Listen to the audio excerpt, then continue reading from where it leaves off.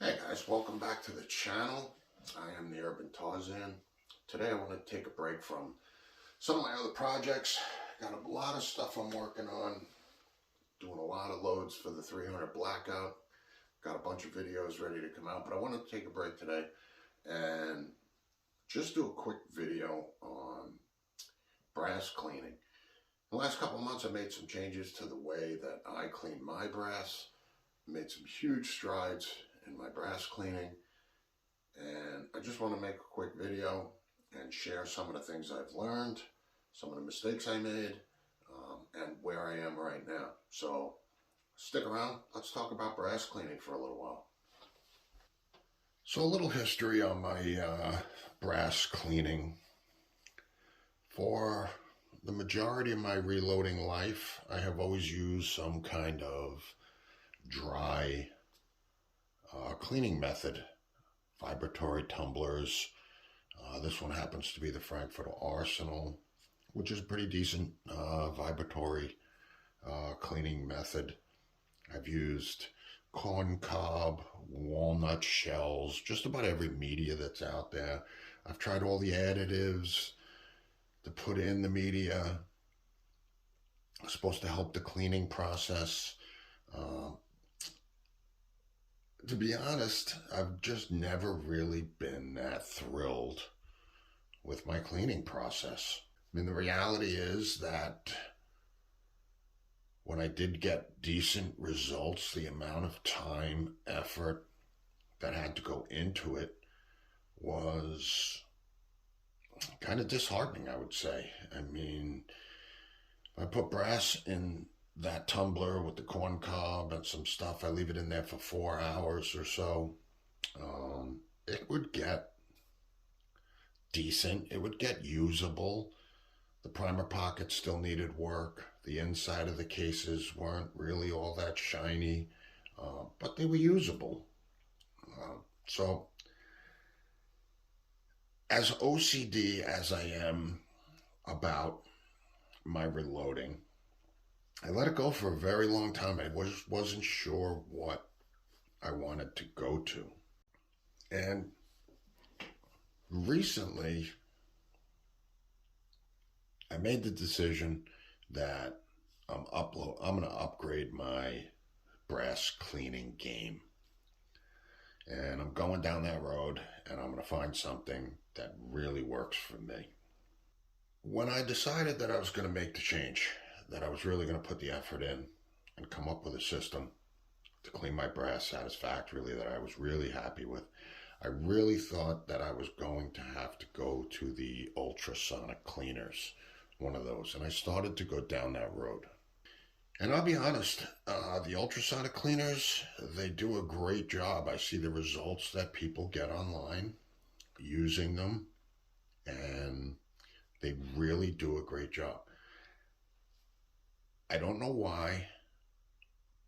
It just never took with me. It just wasn't something that I was ready to pull the trigger on. I don't know whether it just wasn't my style.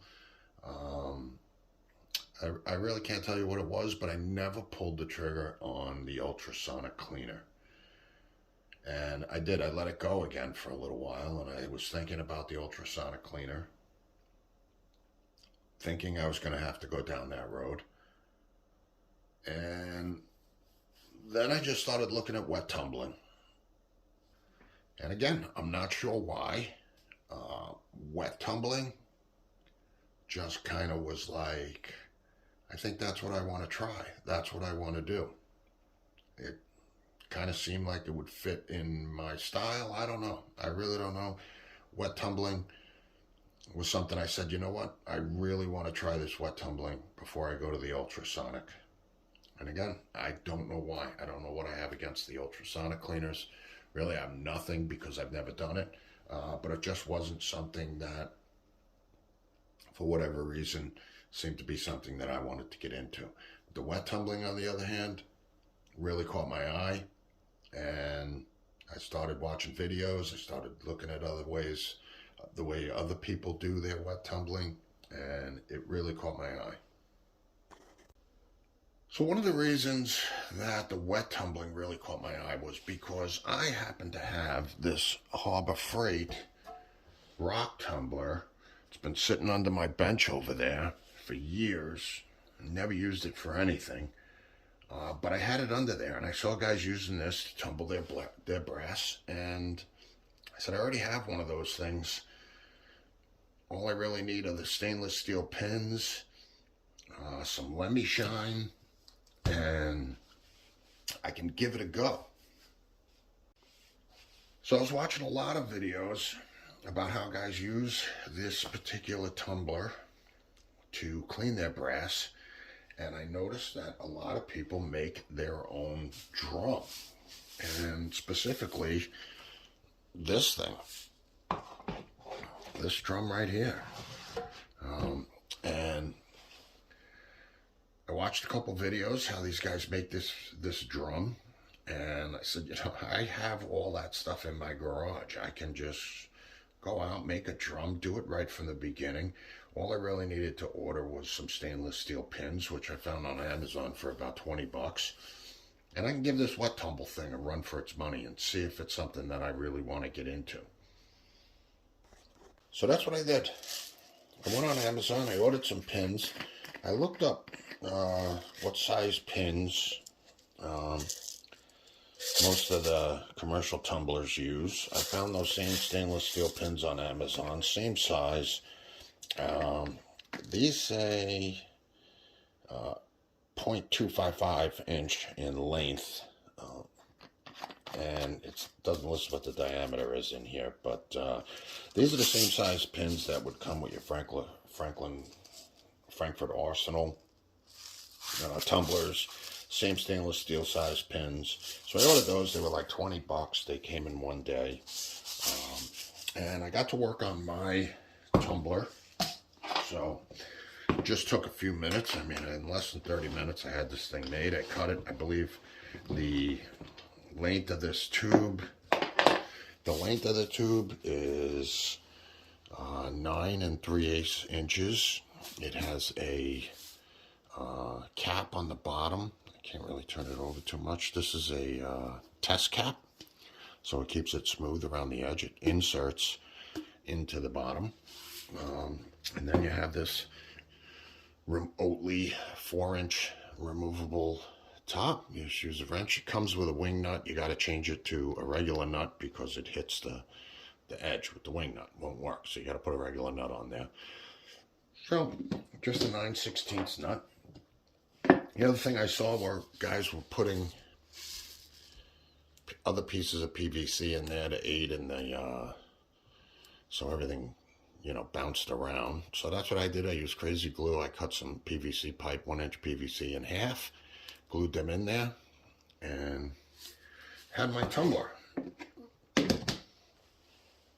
So the most common process that I saw was in a tumbler like this, around 2 pounds of pins. So that's what I did. I got 2.5 pounds. I held about a half pound in abeyance, left it in the jar, put about 2 pounds in here. Now, in my testing, I found that I can get 200, 300 blackout cases in here, and they clean perfectly. 9mm cases, the most I've done is 370. I put them in there. I thought it was about 400. Came out to be 370. They cleaned great. So the process that I see that everyone was using is about a 9mm case of Lemmy Shine detergent booster. This is a powder. A squirt of Dawn dish soap, the pins, and let it tumble for about 2 hours. And I did that, got really great results. One of the things I learned right away, though, was that if you don't dry them off very quickly, you're going to get a lot of water spots on your brass. So if you're really looking for very clean brass, you want it to stay looking that way. What I tried next was putting in a car wash and wax. I just happen to have this stuff I got at Walmart, a wash and wax. Supposed to deter water spots. So I also put probably about a tablespoon of that in the mix with the Let Me Shine and the Dawn, and then the car wash and wax. And lo and behold, beautiful. No water spots, no nothing. So that was the first problem that I overcame, was using the car wash and wax. It worked really great. So here is a 9mm case that I did that way. Nice looking case. I left the primers in. The other thing that I found is that the inside of the case gets cleaned better for some reason if you deprime them, decap them.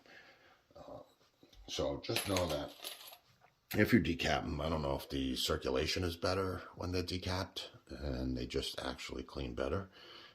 But you could see this is better for 2 hours in there. I would never get this good results in 2 hours with a dry media.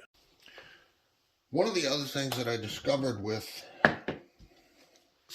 this tumbler, if you could see, I didn't really pay too close attention when I was cutting these. Now, you could see this one's small, and that's great. This one, on the other hand, it's big. Guess what? 300 blackout case will go in there. So I got some cases stuck in there. The 9mm will get stuck. Just one. And the 300 blackout. So when you put these in there, I would try to cut them less than half. You can see that one's really small. This one's big. If you cut them perfectly in half, I don't think anything will get stuck in there. At least not the 300 blackout or 9mm. So that's another lesson learned with the tumbler. It's not a big deal. One case gets stuck in there, but just so you know. So here's some 300 blackout brass. I'm going to show you primer pocket. If I can get up in here and get it to focus right. I don't want this focus. So you guys try this number here, but well, that is really not focusing, is it? Come on, monkey. Focus up. There we go. So now I just have to do this and this. And as you can see, those primer pockets, they look pretty good. They really do. And the inside gets really clean. So, and I think these were only I put these in for about 90 minutes. So the longer you leave them in there, the cleaner they get. So I want to talk first a little about my process. When I first started to do this, I was really overthinking it. I was thinking I need a strainer, I need this, I gotta catch the pins. How is all of that gonna work? And I was overthinking it. I was afraid I was gonna lose the pins.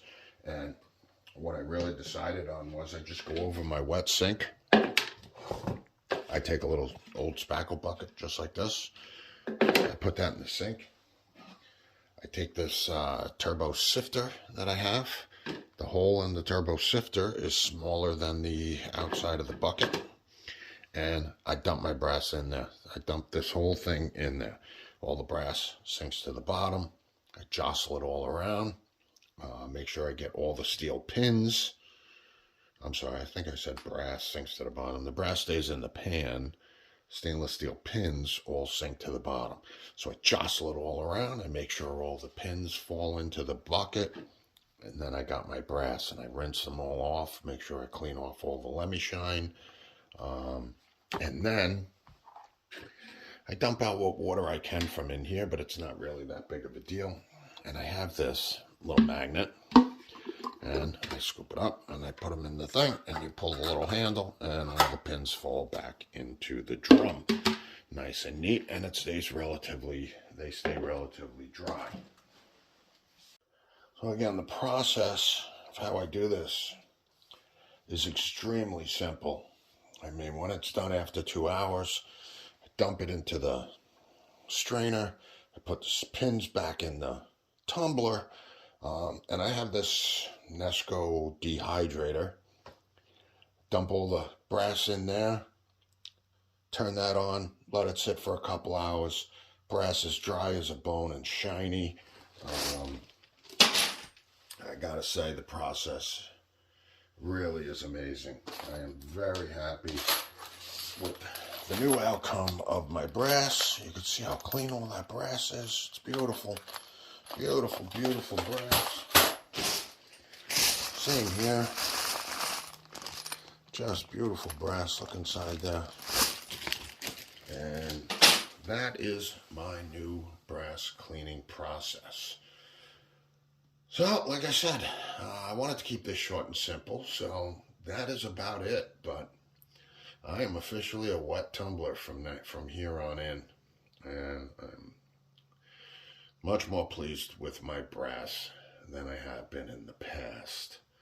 So, again, thanks for watching. I hope you learned something today. If you have any questions, put them down in the comment. Don't forget to like and subscribe. And my next video will be, I think I'm making, I forget what I'm making in the next one, but it'll be for the 300 blackout. And I promise it'll be a good video. So stick around, like, subscribe, hit the notification button if you want to see the rest of the videos. Thanks for watching. Tarzan out.